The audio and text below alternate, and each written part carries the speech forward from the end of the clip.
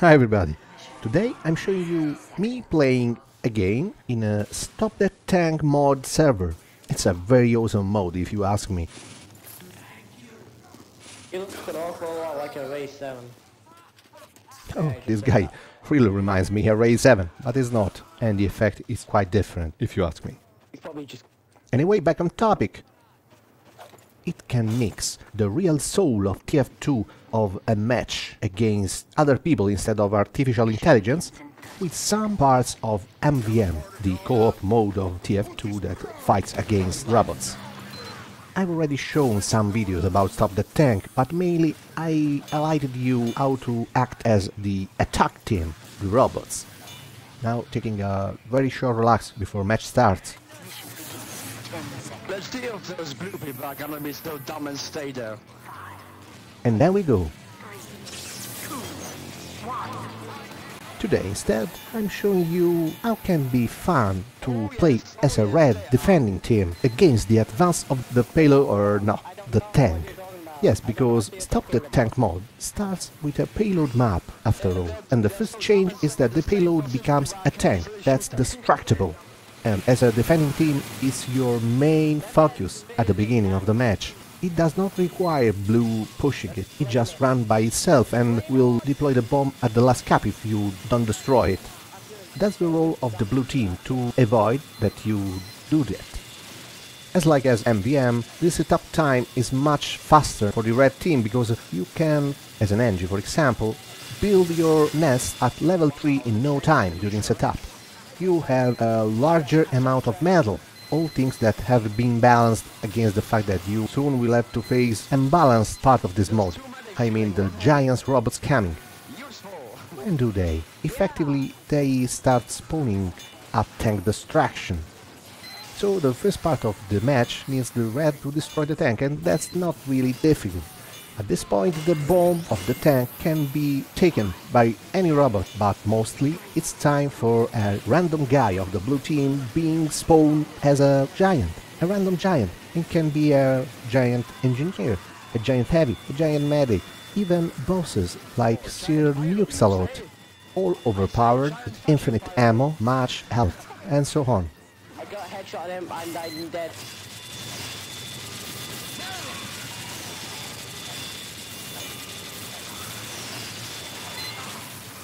And to face this situation, as I said, engineers have a slightly better metal capacity, and above all, the medics.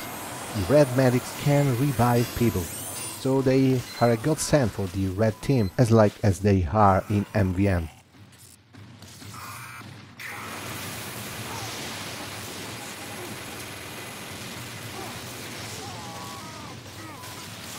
Even sentry busters are coded in this mode, and you can, as a blue team member, being picked as a random sentry buster. It acts as like as a giant demo man with a caber, and when you decide that's time to explode, you just press the toggle key and the ignition process starts. But you can also act like a harassing scout, because you can roam here and there around without much care because of the higher HP that you have instead of being a scout, and can focus the attention of the red team, that fear that you can plant and explode anytime. I think he's having... Okay, let's go. I think the sentry buster was having some trouble.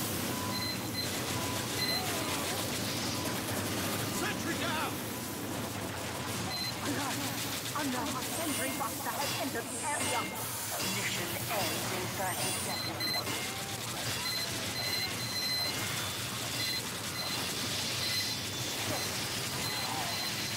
We got this, guys. We got this.